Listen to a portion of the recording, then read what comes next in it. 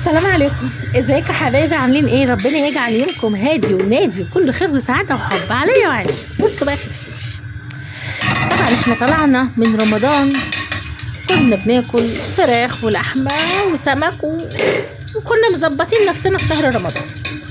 جينا طلعنا من رمضان دخلنا على العيد كحك وبسكوت، طلعنا من العيد دخلنا على شم النسيم لسه كان من يومين فسيخ ورنجه وظبطنا حالنا. انا بقى النهارده هعمل اكله كده الناس اللي زهقت من كل الاكلات اللي انا لسه قايلاها تقوم كده كل واحده فاكره كده لسه ما عملتش غداها تقوم بقى تعمل الاكله دي وهتدعي.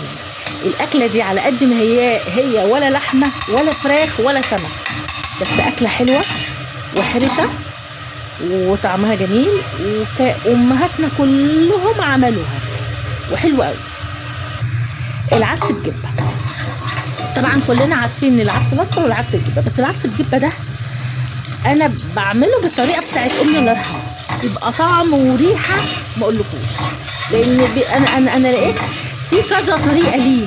يعني انا ساعات لما اقعد كده ابص على اليوتيوب الاقي في كذا واحده بتفتكس فيه، وهو اساسا العدس ابو جبه بيتعمل بالطريقه اللي انا هعملها دلوقتي ماشي من غير افتكاسات. انا جبت البصلايه وبشرتها ناعم وخليتها كده اصفرت، وهحط ايه الطماطم ديت عاملاها في الخلاط مظبطاها، وهشوفوا بقى نعمل العدس بجبه. هي دي الطريقه الصح بتاعته، هي دي طريقه امي وامهاتكم وامهات كل الناس اللي بتتابعني. بس خليكم معايا كتاكيت للاخر، واللي لسه ما عملتش غداها تقوم كده تتشطر، ويا ريت تعمل الغدوه دي النهارده مع عيش سخن كده مع حبه سلطه مع شويه مخلل وتاكل وتدعي. بصوا بقى، انا امي الله يرحمها كانت دايما لما تجيب العدس الجبه ده تغسله وتنقعه كده 3-4 ساعات. حتى كنت ساعات اقول لها ليه، تقولي علشان خاطر ما ياخدش سوام. فديت اول حاجه، عشان في ساعات ناس تجيبه تغسله تحطه. بص انا بعد ما حطيت البصلايه وحمرتها وحطيت الطماطم حطيت ملح وكمون وفلفل، بس مش بنكتر الفلفل لان هو ما بيبقاش الاكله دي ما بتبقاش ايه ان يتحط فيها فلفل. بعد بقى ما اخدت غلوه كده اهو العدس اللي انا نقعاه شايفينه اتنقع كده 4 ساعات، ولو عاوزه تنقعيه اكتر انقعيه، يعني لو عاوزه تخليه يوم كامل مثلا او تطلعيه مثلا تجيبيه قبلها بيوم عادي. صفيته اهو بالمصفى، بصوا تحسي كده ان هو ايه مش بياخد طياب كتير.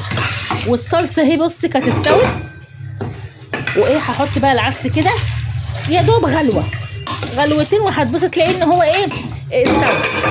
لان اي حاجه لما بتتنقع زي العدس بجبه زي اللوبيا زي الفاصوليا الحاجات دي كلها لما الواحد بينقعها يا جماعه ما بتاخدش سوا كتير. يعني كانت زمان امي الله يرحمها كانت تحب الحاجات دي تنقعها طول عشان ما تاخدش سوا كتير، وبصراحه كان مفيش احسن من اكل امي بصراحه. يعني هتقولوا لي متحيزه، انا متحيزه. بصوا اهو، وهاجي بقى مغطياها وسايباها كده ايه تاخد لها غلوه، وهاجي عامله لها بقى ايه طشه زي طشه الملوخيه. هجيب كده بقى ايه معلقه سمنه زبده زيت اللي عندك، هاجي حطاها وايه وفرمه كده ايه كام فص توم اهي بدات تغلي اهي. عارفين اقسم بالله من قبل ما احط الطشه ديت هي التقليه مع العدس مع التوابل والله العظيم ريحتها قلب المطبخ، بس الطشه دي هتخليها احلى واحلى. جربيها بالطريقه دي وهتدعي. وما تنسيش اللايك بقى وانت قاعده كده، واللي اول مره بيشوفني كده يشترك في القناه ومش هيندم. ادي اهي الثوم احط بقى كده اعمل لها طشه زي طشه الملوخيه، بس مش هحط عليها. انا حطيت معلقه الكزبره الناشفه وانا بحط الملح والفلفل والتوابل، فانا هنا مش هحط بقى كزبره ناشفه في التقليه، لا هي بس التومه كده بس ايه مش هتصفر يا دوب تشم النار، وهاجي احطها كده عليها. مش قادره اقول لكم بقى على الريحه يا جماعه، مش قادره اقول لكم على الريحه، تحفه تحفه تحفه. بصوا وهسيبها كده ايه هقلب بقى تقليبه كده، والريحه ما اقولكوش. اللي هتعملها بالطريقه دي بالتركات دي هتاكل وتدعي. هقلبهم كده واغطيها بقى كده واسيبها كده تاخد غله، وبعد كده اغرف احلى طبق عدس بجبه. طبعا في ناس كتير يقولوا ايه عدس بجبه ده، لا بس جربيه وشوفي حلاوه طعمه وغيري، يعني بعيد عن اللحمه والفراخ والسمك غيري الطبق، يعني غيري كده في الاكل كده واعملي الطبق ده مع عيش سخن كده وطبق سلطه وهتدعي لي. انا متاكده. هغطيها بقى كده تاخد لها ايه غلوه. ما تنسوش كتاكيت اللايك كده وانتوا قاعدين شايفين. كان نفسي الكاميرا دي تكون بتطلع ريحه عشان كنت شممتكم ريحه تحفه تحفه تحفه. بصوا ده بقى اكل كده.